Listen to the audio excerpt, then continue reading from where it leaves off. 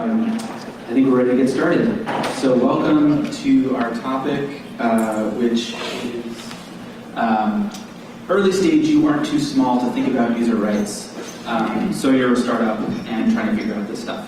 My name is Nick Grossman. I work at Union Square Ventures.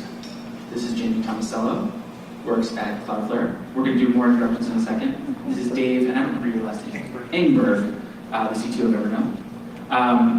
First, we wanted to know who in the room, who are you guys? Who are from startups? Ish? Companies? Ish? Lawyers? What are other categories that we're interested in? Activists. Activists? Nice. That's a good category. That's really interesting. More lawyers and more activists than I was expecting. That's fascinating. The lawyers, who do you work for? Do you work for startups? We want to work for startups. Okay, so you work for big companies? Or do you work for other? Advocacy organizations. Great. Private law firm. Okay. So thanks. We can also maybe tailor that a little bit, because I think we've been thinking that we'd be speaking to people from startups, about startups, but we can also talk about how folks who are outside of companies work with companies to help them figure stuff out to some extent. Okay, so first we'll do some quick introductions. My name is Nick. I work at Union Square Ventures. We're a venture capital firm based in New York City. Investors in a lot of social and collaborative platforms like Twitter, Tumblr, Kickstarter, Etsy, sort of peer-to-peer networks. And I focus on public policy and regulatory issues that affect our companies and the broader internet. I work with all of our companies. I work with a lot of activists and academics and folks working in DC and different countries on a whole range of policy issues. And the reason that I'm here and the reason that we care about this topic is that we often get asked, why do investors have an interest in user rights above other things that they might have an interest in a company, and for instance, profits. And the answer for us is that as more and more people become members in internet communities and develop a better and better understanding of the rights and that they have and the sort of relationship they have with those platforms, the more people start to think about their relationship with their data and their speech and how the various platforms we interact with mediate that. We believe that it's going to be more and more and more and more and more important for any company on the internet to develop policies that are pro-user and sort of respect users' rights and develop a positive, trusted relationship. So and that the companies that do that will ultimately create a more sustainable business in the long run. So that's our perspective, and that's me. Hi, I'm Jamie Tomasello. I lead policy and investigation at Cloudflare. It's a strange title. There's no proper noun in it, and it's okay. Policy and investigation is an interesting role in our organization because it's one that requires many hats. So it encompasses your traditional trust and safety or inbound abuse complaints, those types of issues, law enforcement liaison work, subpoena compliance, PCI compliance, privacy issues, incident response. So I oversee all of those types of issues. So anything that could be related to trust and or safety. And the reason why I think this is important is because it's not a question of when you're going to have an issue or when law enforcement is going to arrive. It's a matter of if, and you need to be prepared. A lot of startups these days are launching products that go global very quickly. And people forget, oh my goodness, this data in other countries that we're collecting has different types of regulation than it does in the United States.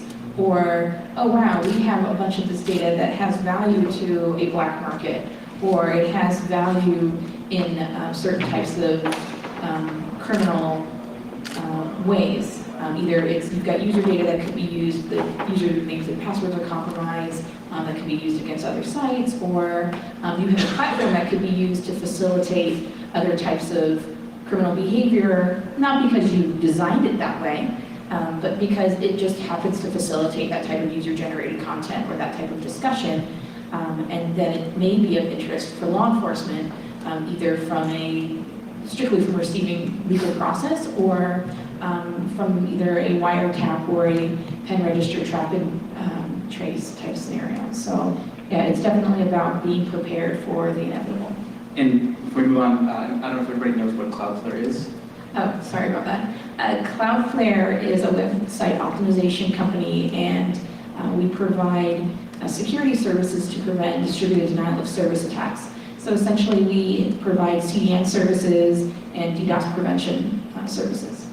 And a tremendous amount of internet traffic flows both ways through Cloudflare to content sites and back to users. That's correct. We are not a hosting provider, so we sit in the middle in the network, as a network service solution provider.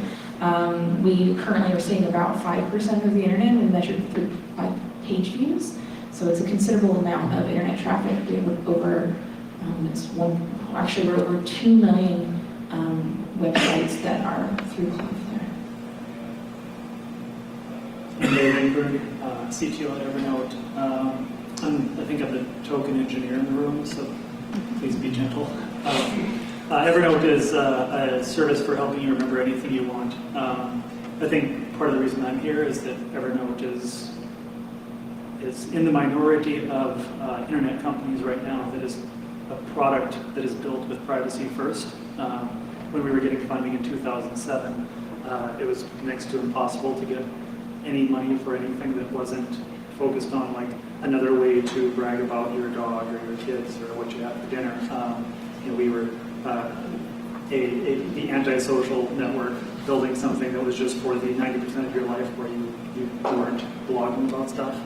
I think from my perspective, not everyone needs to go that route, but it is a legitimate option. And I think the most important thing that we've learned is that being transparent with your customers, with your users, which aren't always the same thing, about what you will be doing with their data and what you will be doing, what their rights are, is extremely valuable. We have tried to do that from the very beginning, and the trust we've built up with our users over time has a lot of value. It doesn't have to be a conflict. It doesn't have to be respecting users' privacy and being transparent and honest about what you are doing with user data does not necessarily have to decrease the value of your company. You can become a successful, large company that, while still selling transparency and user privacy as part of your offering.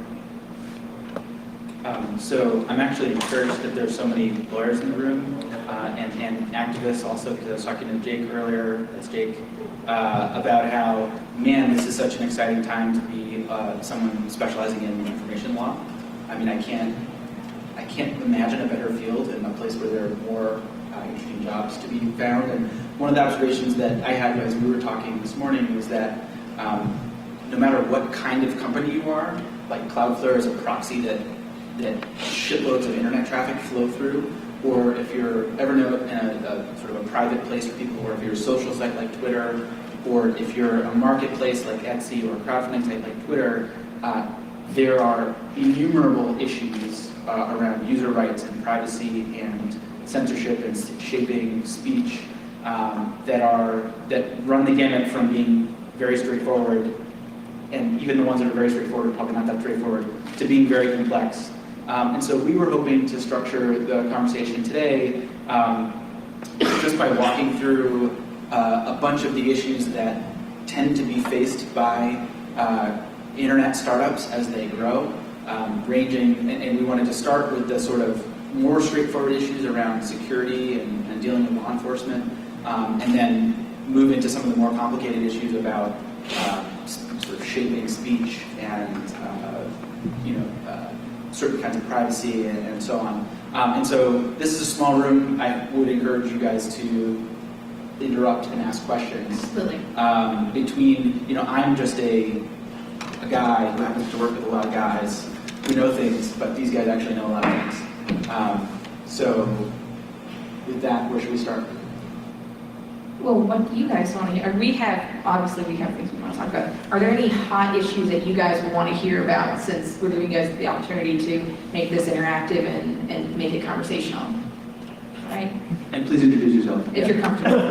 Jake Brewer, I run external affairs for Change Network.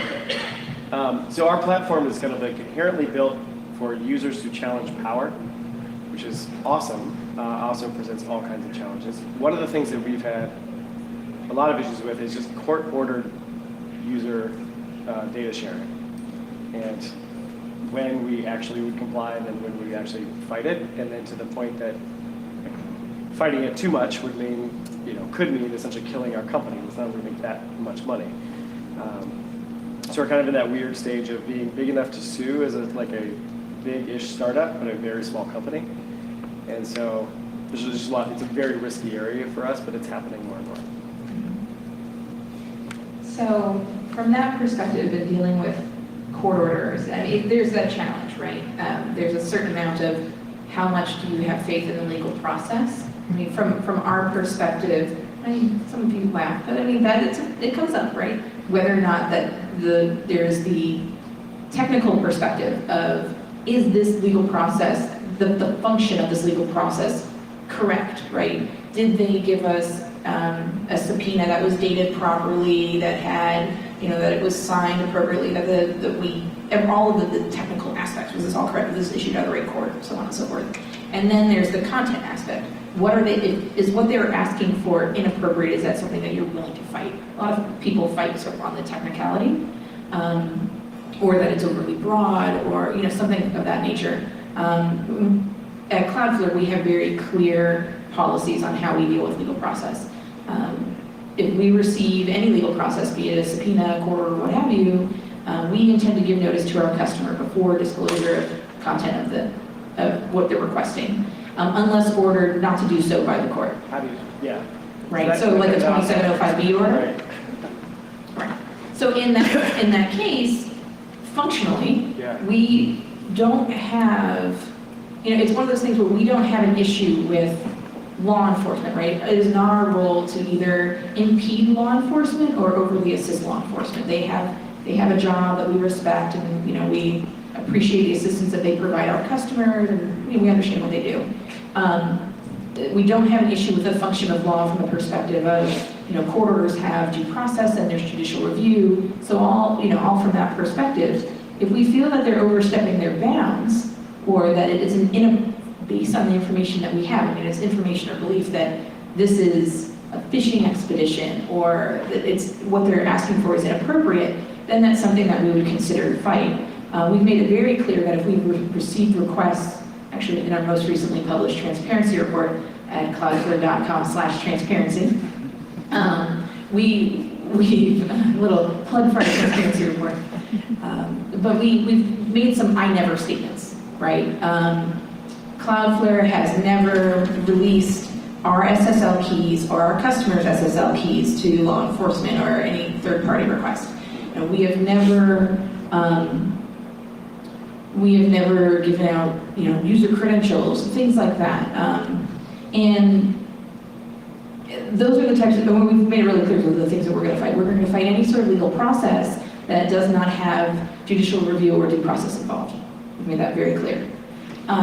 But besides that, from a court order perspective, there's a certain amount where you have, unless it meets the standards that you decide in your own company. And you have to be really consistent with those policies. You can't be like, oh, well, in this case, we're not going to do it, but this case, we'll fight it. You respond. We respond, right? Where appropriate. So you talked about the tension with technicalities. I guess that's one of the things that we've had trouble with. If we get a subpoena that's the language of what they're asking for, like I know I could interpret it in the way that they maybe intended and satisfy it, versus they talk about use language like email when we aren't an email provider because they have some boilerplate. Like what do you do in that case where like it's pretty obvious like what they intended? Like is it appropriate to basically be jerks about it and just push back on like nope, don't have that, don't have any email? Yeah, it is. I mean, it technically is appropriate for you to do it. It depends on your company's perspective, right? If you're looking for a way to push back on legal process, then you can push back on the technicalities and go, no, you specifically asked for an email, a account. We don't have email. You know, you respond to, I'm sorry, I should start this with this disclaimer. I am not a lawyer. I do not play one on TV. I am not your lawyer. So obviously you need to run this all by your own counsel. But from our perspective, you know, we've seen two different things that companies do. They either say there's technicalities and so you don't respond with certain pieces of information because a lot of law enforcement aren't educated on your technology or on other people's technology. And so they will send you that traditional ISP telco subpoena attachment, right? Where they ask for like call records. Or you can choose to educate law enforcement and try to build a relationship of trust and set appropriate boundaries and say, look, we know that you guys have a job to do. We respect the government. You know, we're not, Cloudflare is not, you know, we're not an anarchist organization. We believe the government has a purpose and, you know, try to make your government better by getting out there and voting the right people in. But these pieces of process are appropriate with due process and judicial review. And so from our perspective, so when we receive a subpoena or we receive a court order with an inappropriate attachment, you know, instead of completely pushing back and saying, okay, we're not going to respond at all, we do use that as an opportunity to educate those people in law enforcement to say, look, what you are asking for is not appropriate. What you need to do is narrow the scope of your attachment. What you need to do is have an understanding of the technology, what we do, because we're not going to give you what you've asked for. What do you need to conduct your investigation, not what do you want? One of the things that we do is we provide education to law enforcement, to the FBI on cloud service providers. Like, this is what the technology means. Do not issue a warrant for this server in a shared hosting environment, right? Because this is not going, sure, this may help you in the sense that maybe that content that you're looking for is there, but you did just take something out of service. Like, you don't do that. What do you actually need? Don't send me a subpoena requesting abuse complaints and support tickets. Do you really need that content? I highly doubt you need that content. And I'm going to push back on it, and I'm going to ask for a warrant for anything that has any content-related request. But in general, you know, we use it as an opportunity to educate law enforcement. And it's actually paid off really well because we've gotten better, more narrowed scope process going forward. And we've actually heard from other folks that said, you know, because you guys were consistent with the application of your policy and you educated us on the need for a court order, it didn't surprise me the next time when I went to a different service provider and they asked me for a 2705 order. And I knew what I was supposed to do. So it helps. So you guys, Cloudflare is now 80 employees, serving a large amount of internet traffic. Evernote is 350 employees. You've been there since day one. You've been there since it was 35 employees. We've spent a lot of time within the USV portfolio talking with small companies about how do you even get started on this stuff when you've never dealt with any of these situations before? How do you develop sort of a philosophy towards these things, and you know, how do you start to get prepared? And how have you guys seen, you know, your approach to that formed, especially during the early days? So when we were building Evernote in 2007, we knew from the start certain things that we wanted to do to make sure that we would provide a baseline for user privacy. A lot of that is internal controls. You want to make sure that a minimum number of people have access to user data. You want to have auditing on everything they do from day one, et cetera. A lot of that's sort of on the technical side. But on the philosophical side, we also knew, like, we had to decide what our promises were to our users. And that's something that, like, when you're just building the neat stuff, it's hard to stop and think about what are the implicit and explicit promises to your users. It took us a while to actually write those down, and we summarized them. Our CEO posted officially on our blog in 2011 that we had 3 laws.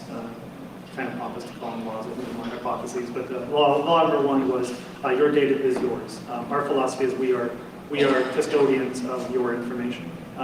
We do not own your data, therefore it's not ours to sell or resell or monetize.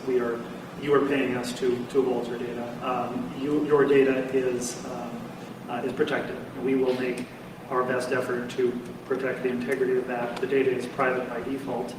Only if you go out of your way to explicitly share it with someone does it become public. And the third law was your data is portable. We, from the very beginning, said that we must make it possible for you to take all of your content out of Evernote at a moment's notice and take it somewhere else. So with either of our desktop applications, there's a menu item to say export, and it will produce something in the most portable form that I could think of, HTML documents interlinked with all the images and things like that, so that you could dump out your 50,000 Evernote account and leave tomorrow if you wanted to.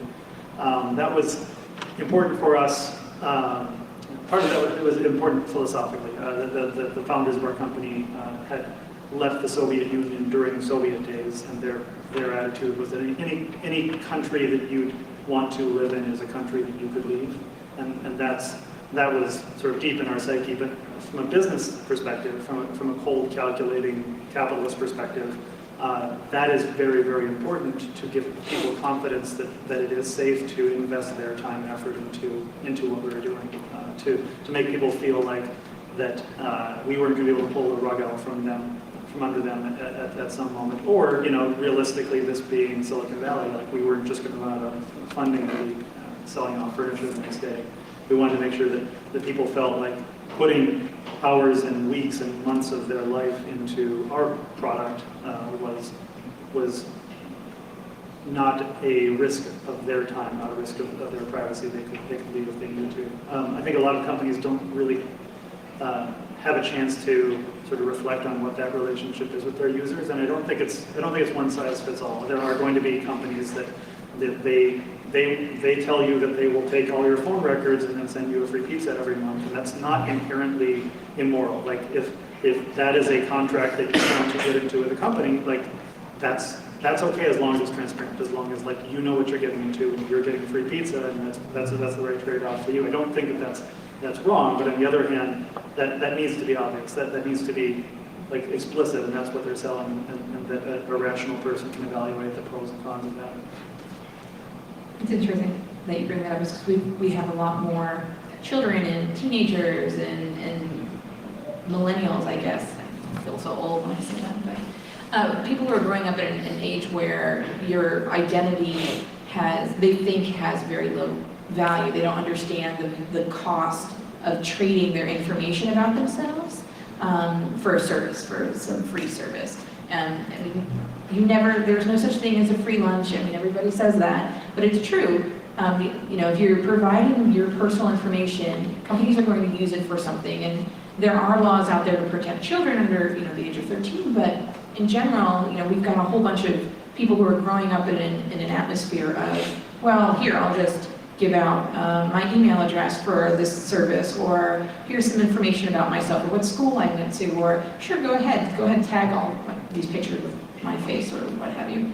And it's unfortunate because I just don't think they can appreciate the value of their identity and the value of their privacy right now. And so we do have a certain amount of responsibility as custodians of data to not be Big Brother and say, okay, well, I'm going to tell you what you should and should not do with your data, but at least... That would be Daddy, not Big Brother, doing that. I guess in that case, but I think that there's a certain amount of responsibility that we are doing no harm, right? We're doing no evil with that data when we say that we're a custodian, and try to be transparent and say, look, this is what we're doing, we're being clear and conspicuous, and just try to be better net citizens, because people have fairly low expectations right now. Well, so there's this idea that as a young company, you need to make a contract with your users, have an understanding with your users about what deal they're getting into with you and sort of what role you're going to play. But there's also, in every startup, a whole lot of uncertainty about what you're going to be doing, what you're going to make, and what you're going to do.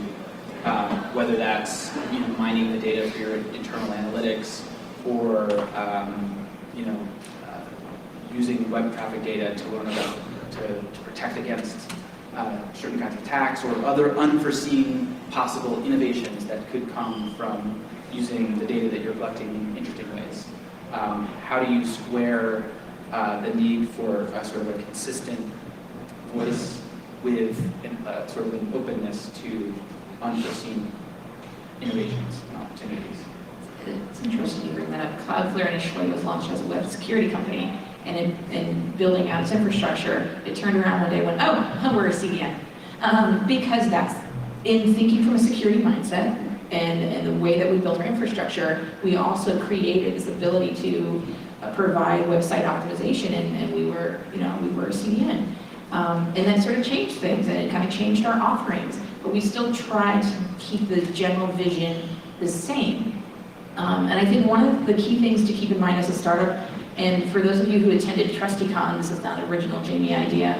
I believe Marsha Hoffman said this during her presentation, but she said, don't make promises that you can't keep or that you don't know that you can't keep, right?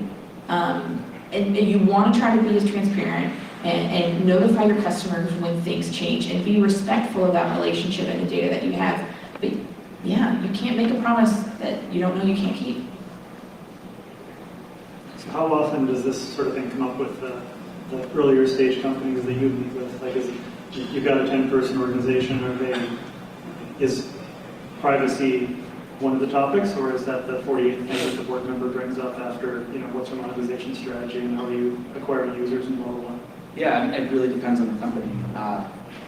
So Cloudflare is a USB portfolio company, and one of the reasons I think we've been so interested in Cloudflare as a platform and as an investment is that they have these values very deeply baked into the platform. And so in that case, it was very, very high on the list of things that we talked about.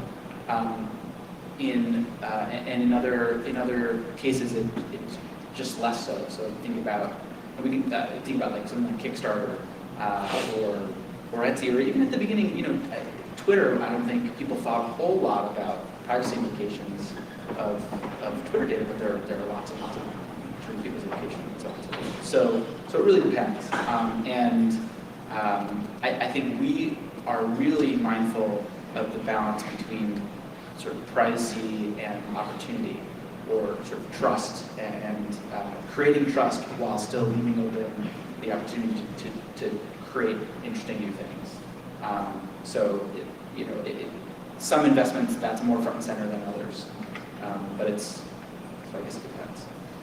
Well, I think the interesting thing also, if you're trying to enter a startup or a startup who's starting to encounter maybe some of these user rights or privacy or trust issues, and you don't have full executive support, one of the things that's been really helpful, and this is not at Cloudflare, but previous experiences as well as talking with other startups, is making the case for what that brand reputation hit will cost if it comes out that you do not support your user rights, that you are not there as a trusted entity, and that that privacy is not a main concern.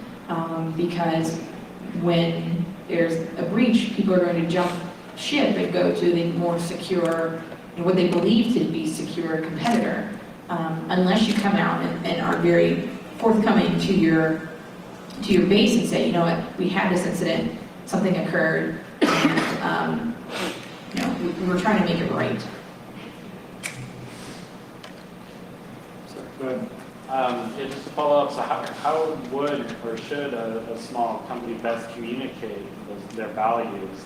I'm just wondering, if you don't have a track record, if there aren't news articles of you standing up there to users, when I'm looking at third-party vendors, I'll just go to their legal terms, and often those are pretty unfriendly. They're not written to communicate values. So what would you suggest? I think the question of how do you talk to a vendor, like that's a fantastic one, because I've been on both sides of the table with that. Typically a startup that is able to answer the questions by handing you a packet with the answers already done, like that is an indicator that they have a level of maturity, that they actually thought about it. Anyone who takes your questionnaire and is just sort of gradually filling in things one at a time, they haven't really thought about it. And a lot of that involves the technical aspects, but a lot of it is the policies and the internal controls and the auditing. Like those are the questions that you would be asking a vendor, and a company that can't articulate that upfront clearly with a structured, well-written, 30-page PDF is probably not really at a mature enough stage that I would trust them for anything important. And obviously, if it's a company that's just doing like a vendor that's just doing icons and they're making bitmaps for you, that doesn't really matter. But as soon as employee data and service data, user data especially, starts touching a third-party service, it becomes extremely important to get to that point. I've been at the table when we've brought in the first person like Jamie at Evernote. Someone mentioned that you might be interested in someday being at a startup. I can tell you that the first day that someone shows up to be the privacy person at a startup, there's usually a meeting with some glazed eyes with the executives, and it tends not to be because they don't care, but because the expectations of people from the outside about what you're spending all of your time on versus the expectations of what you're doing at a 40-person startup that really hopes you can make payroll in November.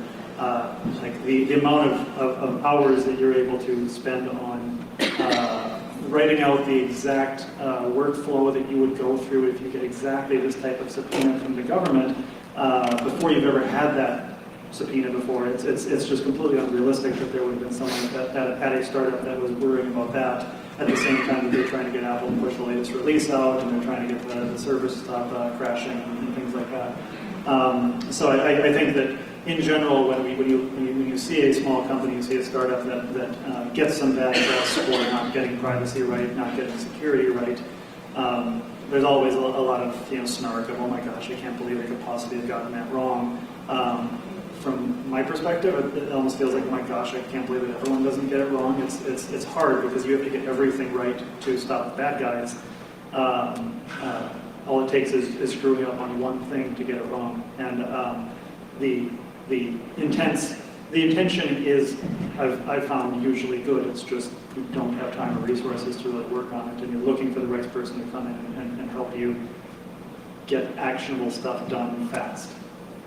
And you often see companies forming these policies in response to something that happened, right? So one of the ones we were discussing earlier was there was a situation on Kickstarter where there was a project that got funded where the author of the book had made, it was like a guide to getting laid or something. It was like a dude, like a bro thing, and the guy had made some sort of unsavory comments about women somewhere else, and the project got back. And once that happened, people got really upset and put the question to Kickstarter, what's our role in either supporting or not supporting this type of project, right? So that's like a very specific case that tests your sense of your role as a platform in moving things in a certain direction, sort of, and having an agenda in addition to sort of your basic responsibilities.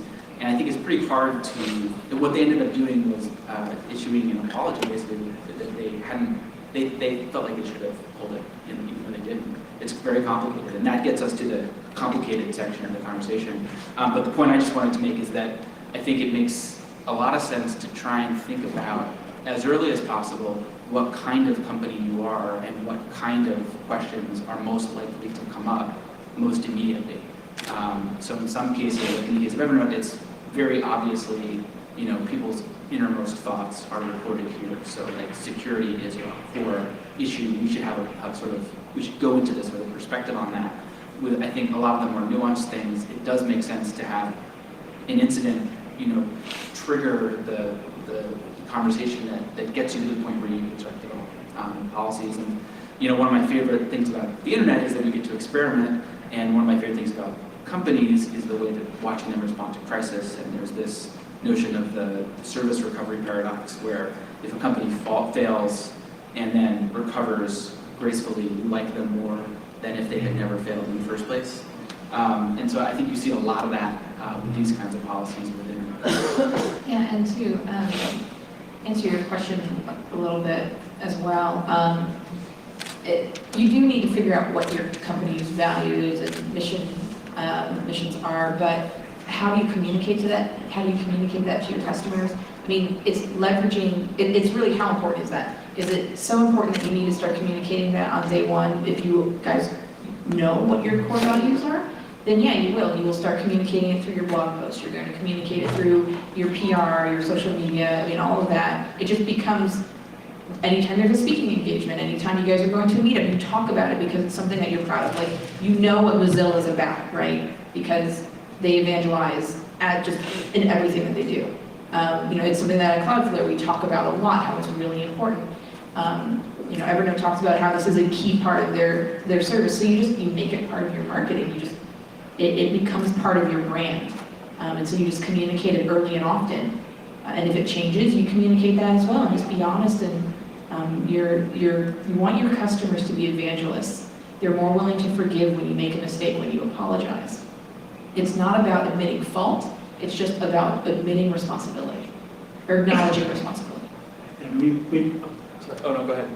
There was a question. Go ahead. I was going to say, we posted, our CEO posted on our blog in 2011 exactly what our privacy values were, and he's done interviews about that. I think that even if it wasn't something the company was doing early, it's never too late to really make it explicit. And when we asked users who were using Evernote for free, and then started paying us, what the reason that they started paying us was, the number one reason is just that they like the company and they want to support it. And I think that it is legitimate to establish that trust over a long period of time and have it turn into money.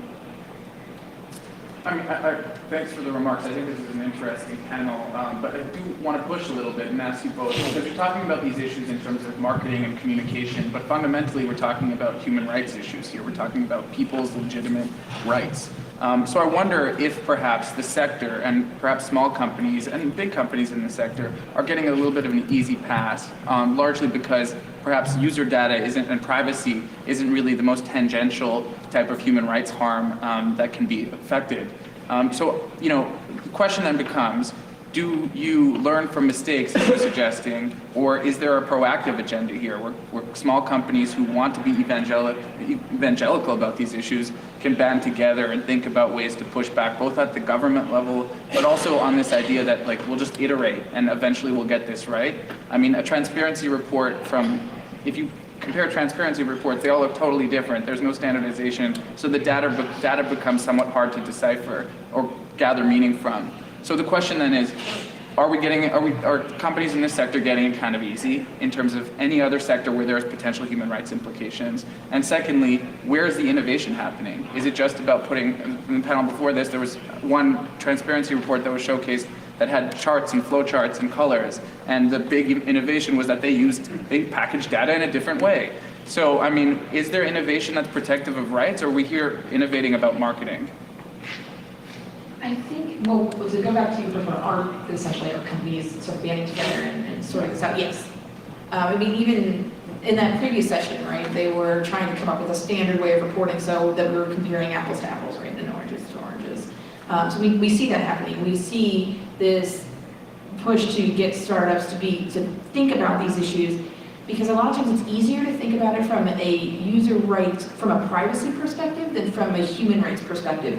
Human rights is a very charged word or phrase, and so it's really hard sometimes if you just walk in and say to your CEO, hey, let's deal with human rights violations. Well, that's a big deal. But from a Cloudflare perspective, there are situations where we have people using our services, websites that use Cloudflare services to protect their speech because they are under constant DDoS or that they're constantly under attack in some way. And we get a lot of pressure from governments, from third parties that say, hey, you need to take down that site because we consider that to be terrorist speech. And that was something where we had to sit down and say, okay, if somebody comes to us and foreign government, U.S. government, doesn't matter, and says, you take this content down now because I said so, is that something we're going to fight for? And we decided, yeah, that is something that we're going to fight for. We have never, and this is one of our I never statements, but Cloudflare made that decision that we will never, and we have never, taken down a customer's website or affected their content or shaped their traffic because of political speech issue. And that's something that, I think there's room for that type of conversation of, all right, when you're dealing in especially user-generated content, that human rights issues do come up, but they're not going to be framed that way because, I mean, I hate to say it, I think that phrase, human rights, is very frightening to executive staff.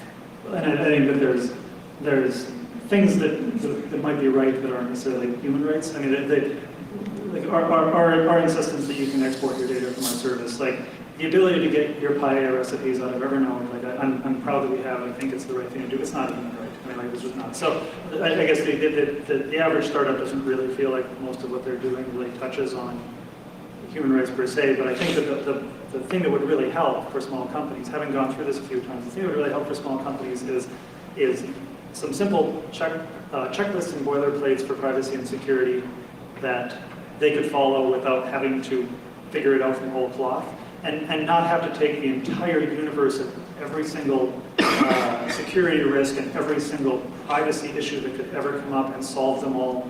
Like I said, literally when you've got 10 people and you can barely make payroll for 2 months, like something that they could take and just sit down. So I've done a couple talks lately trying to walk startups through security, and like when you've got this many employees, you should be doing this, you should be doing this, you should be doing this, and realistically, you're not going to get around to doing this. Like, and I think if there was something for privacy that would help,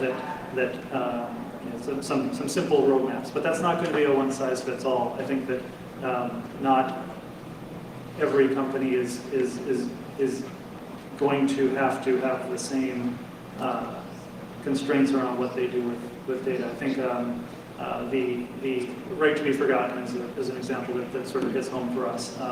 People spend months putting together thousands of things that they want to remember for their life in Evernote. And the ability to go in and delete that casually with a single click of a button is kind of dangerous. Like, that's dangerous for the end user because someone who gets into their account just happens to know their password, could do it trivially. Someone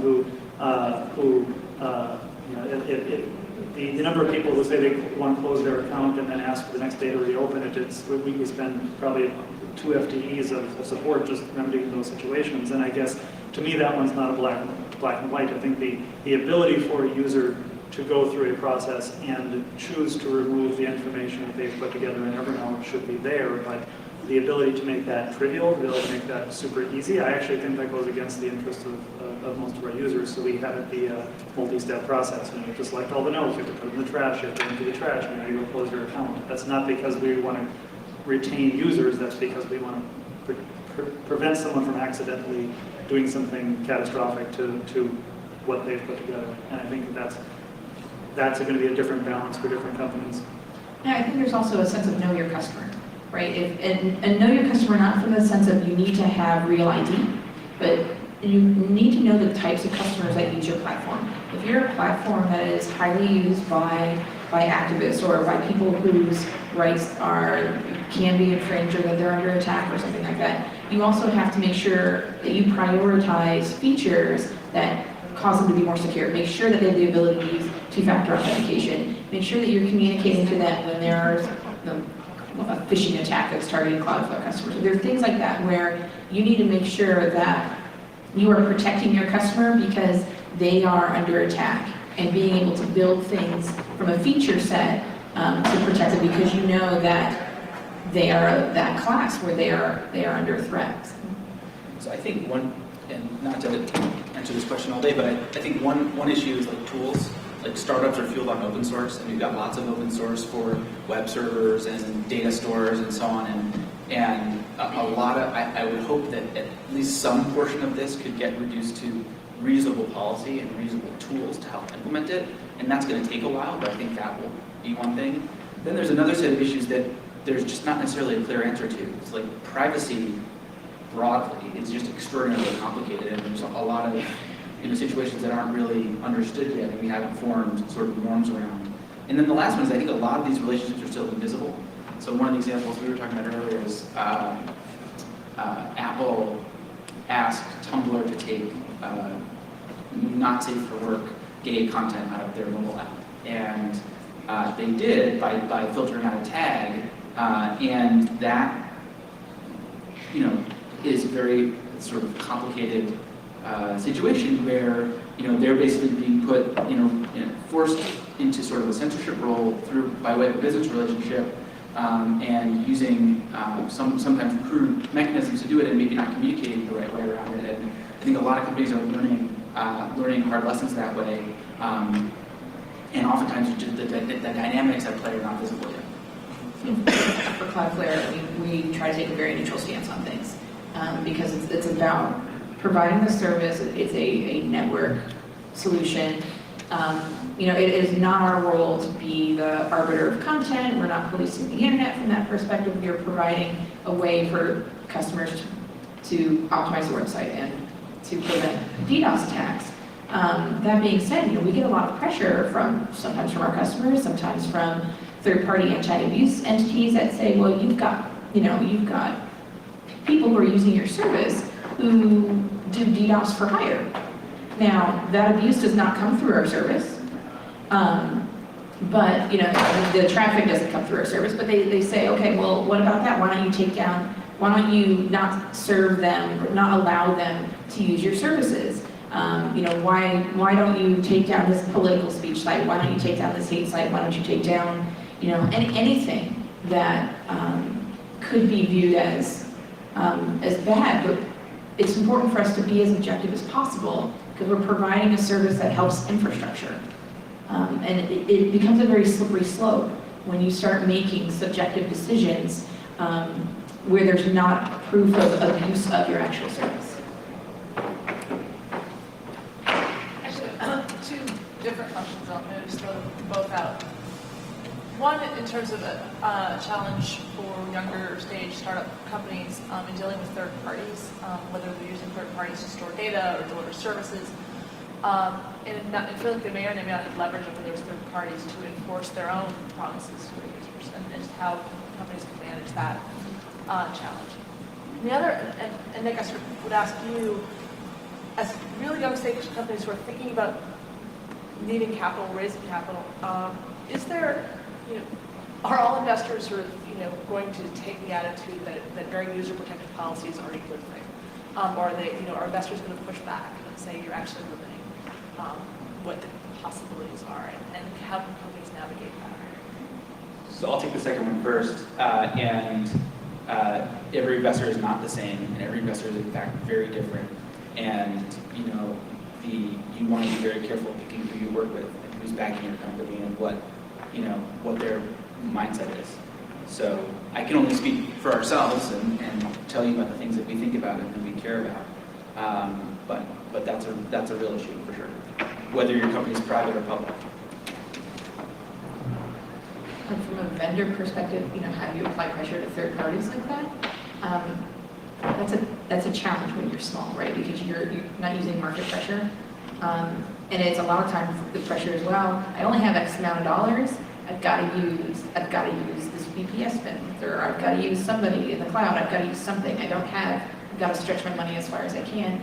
And it's about, I think one of the best thing that you can do at an early stage is be able to evaluate your risk, and be able to say, okay, I'm doing as much diligence as I can on this company. There are some basic security controls that are out there, whether or not you grab some sort of due diligence spreadsheet, to send to them and say, hey, answer these questions for me. Do you have these basic security controls? Are you, ISO 27000 series? Like, just ask those basic questions, but get a sense of what their controls are and what their privacy policy is. If they've got control over your data, or you're shipping user data off, but they're going to respond to law enforcement or give the information to third parties or monetize it, well, then you've broken your contract with your own customer. So just being smart about that relationship, trying to find vendors that are like-minded. And sometimes you won't, but you've got to be able to say, okay, I've identified who they are, and when it's time to move, we'll move.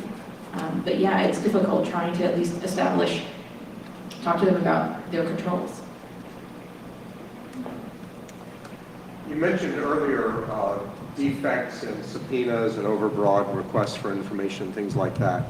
I'm just curious, how many times have you gotten completely paperless requests for information with a wink? I know Mozilla got a phone call from Homeland Security a while back asking for certain things to be done, and it responded with a letter, and Homeland Security just went away. But it didn't stop Homeland Security from making the effort over the phone. And I was just wondering if this is something that you see on a regular basis or if it's rare. I don't think And I don't mean it's- just Homeland Security, but I mean Yeah, well, any law well- enforcement agency. Do we get informal requests? Yes, we will receive an informal request where people will say, hey, can you provide me with this information about this domain? And I go, well, if you send me, this is our policy, blah, blah, blah, blah, here's our subpoena, or this is our subpoena process, this is our court order. And they go, okay, thanks, and come back with process. Sometimes those conversations, let me rephrase, rarely have I had a conversation like that where it was malicious, where they were trying to get information without actually starting the process. And part of that may be because we talk about it a lot, like this is our policy, this is what we do, and we're very consistent about it. A lot of times, the conversations are folks that don't know what our policy is, and they just need a conversation of this is what the policy is, or they're just getting a heads up because they want to make sure that they're setting a tailored attachment. So we've never had a wink, wink, nudge, nudge. Can you give us information without can you give us customer information or billing information without a subpoena? I've not had that type of request, but I'm also really hard-nosed about it too. So. Yeah, I think in the initial handshake with each of the organizations, just figure out what your procedures and what are. I think you figure that out. About the only thing I think that might be relevant would be retention requests. Like we are going to be serving you with this, and we would like you to retain the data so that when we do get the paperwork to you 48 hours from now, it will still be there. That's probably relevant for some organizations. And then there's that voluntary emergency request where if there is an emergency situation, they can send you this, you can, it pretty much says you can voluntarily provide us with this information because it's an emergency. And we go, okay, that's good to know, but we are not going to give it to you. And I think a lot of companies have differing policies when it comes down to if there's that imminent harm, it's different for Cloudflare because we're not a hosting provider, right? We don't have content or logs of things of who posted this on the site at this time. But there are like social networks and things where it's like, this person is threatening to commit suicide right now. We need this IP address, we need their address information so we can make sure that they are not going to kill themselves, or a bomb threat or some sort of school threat, something like that. Those emergency requests do exist. And companies do respond to them with information because they know that legal process is going to follow. Rarely does it not. And in those situations, there are imminent threat of life or death. And we don't get those because we don't have that type of content.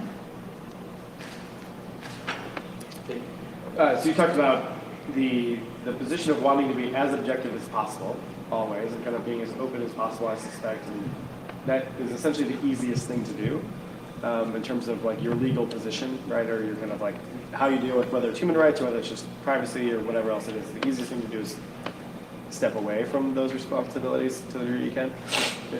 I love the 3 points.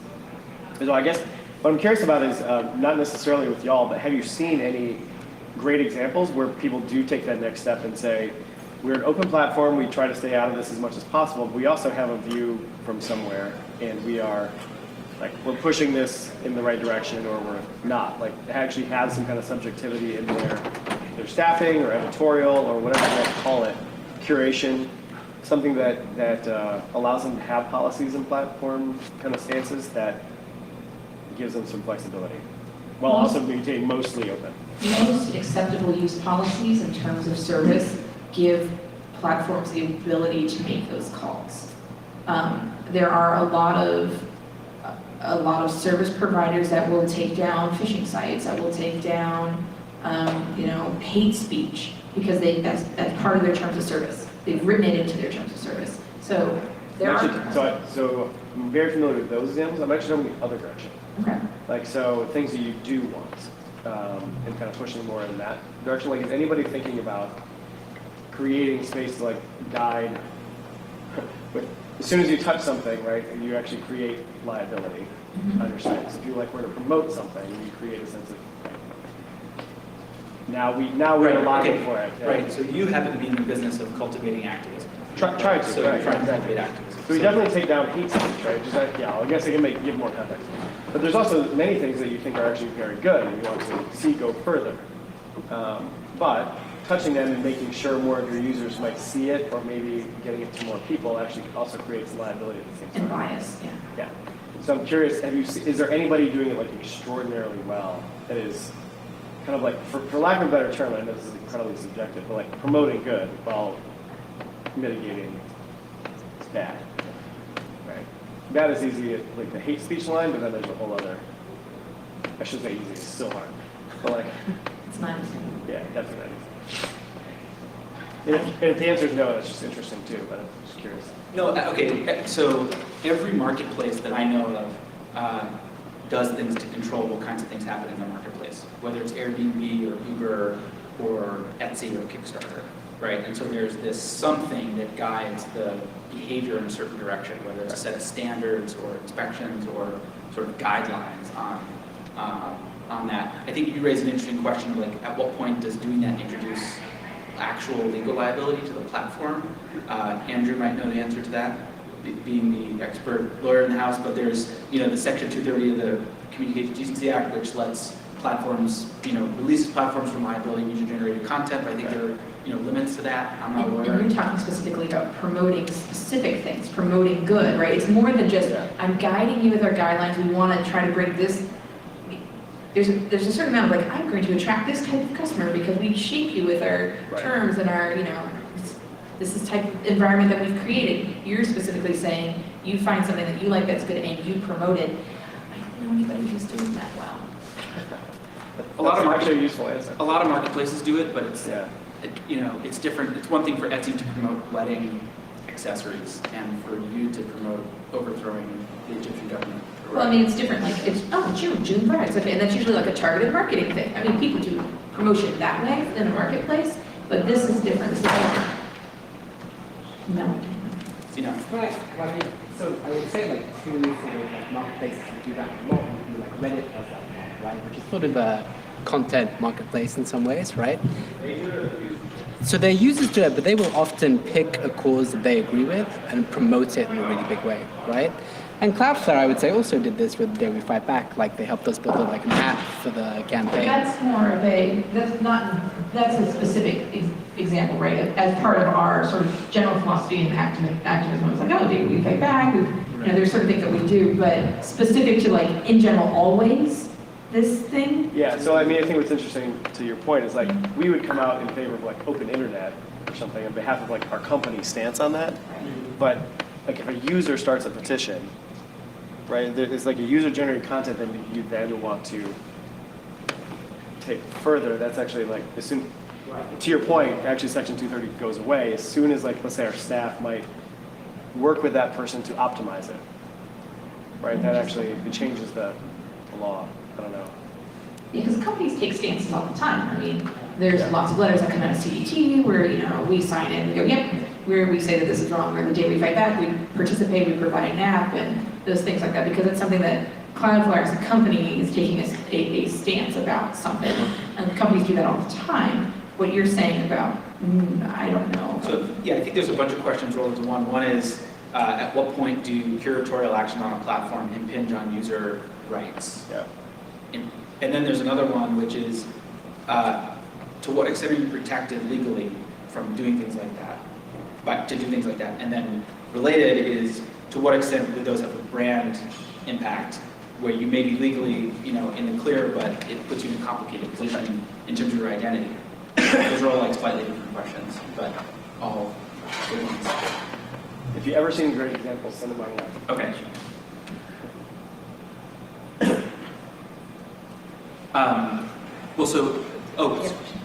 Andrew. I mean, I'll just comment on it, and And introduce yourself just briefly. I'm Andrew Bridges from Pennington. For an online service to promote user-generated content, as long as it calls attention to it, doesn't edit it, I mean, you were getting at that, I think, with your comment, it's very, very dangerous to mess with the content in any way. Moreover, I'm so paranoid for my clients right now that anything you do to encourage anything on the user-generated content front, if there's any potential copyright violation in connection with that user-generated content, you've just put yourself on the hook possibly for thousands, Because copyright billions or trillions of dollars in statutory damages. So, right, because copyright is the one thing that's carved out of the communication. Yeah. right. Federal intellectual property is carved out in this region, but not in all regions. Well, federal intellectual property is carved out everywhere. The question as to what else is carved out in other regions. I can tell you from my side of the table, that is extremely difficult to balance with maintaining a usable service free of abuse and spam. We started to see people using notes within Evernote, publishing them, and using them as basically a spam like URL, like go here, and then it talks about some pharmacy in Canada, and then you click on that and you go buy something, and they can post that on Facebook because we have a good reputation, and pharmacanada.com does not. And figuring out how to police that in a way that does not involve inspecting the content of users' accounts, both from a philosophical standpoint that we don't want to be in that business, and also from a legal standpoint that if we were to inspect the content of accounts for this purpose, then we would lose protection around on other basis. We implemented it as a moderation policy where users would have to report that a particular thing was spam, and then that was the only signal that we would use. We would not look at the content, we would only look at complaints of abuse. And that's worked pretty well. We've been able to do that, although what we found pretty quickly is that children are terrible, terrible people. Because most of the spam reports are for lesson plans. Yes. Hashtag children are terrible. Most of the spam reports are for educational materials. This is the syllabus about Harrison Bergeron, and children just spam. So we had to fine tune that pretty carefully to make sure that that content moderation was not itself then a means for abuse. You have a dispute resolution? The teacher said, no, that's... So right now, we're only using it for commercial spam. So if we get a sufficient number of reports, a certain number of IP addresses that are labeled as commercial spam, if we look at it and it contains links or contact information to buy something somewhere else, then we'll just close that account without looking at any other content. But we intentionally labeled it report spam. We didn't want to get into, we didn't want to have a text box where you could say other things that you don't like about this content, because we didn't want to be in the business of having someone typing in that this is a violation of my copyright, or this was a picture of me when I was a kid. And we didn't want to have a mechanism for that, because the level of discretion that has to impose on our staff to be able to remedy it is a lot harder than if we're just dealing with commercial redirection. Like you were concerned, just that was for not for liability reasons, but just for efficiency reasons. Your staff didn't have the time to. And liability, we haven't set policies yet for that. Well, we have official policies for how to deal with all those things, and that's all on our privacy policies in terms of service. But we didn't want our support staff to have to go through unstructured tickets on a spam reporting thing and have them have to reply to that. So we wanted to go through the formal policy to define exactly what the steps are for someone to do a formal takedown based on the content. We wanted it to be an independent process, separate from spam tracking, which needs to be much more responsive because the bad guys just keep opening more markup. Jamie, and then I think we're going to wrap up. So I wanted to make just one final broad point. The policies that you set now to protect your customers' data within your environment, whether it's implementing privacy by design, whether it's anonymizing data or minimizing the data that you save, is going to lead you to putting in human rights protection, because you never know who's going to use your platform. So if you start off early thinking about user privacy, thinking about protecting and securing your users' data and the way that they access your service, you're going to eventually protect human rights as well. So just something to consider. I think we'll leave it at that. Thank you for all your great questions. This was fun, and we'll be around. Thanks very much. Thanks.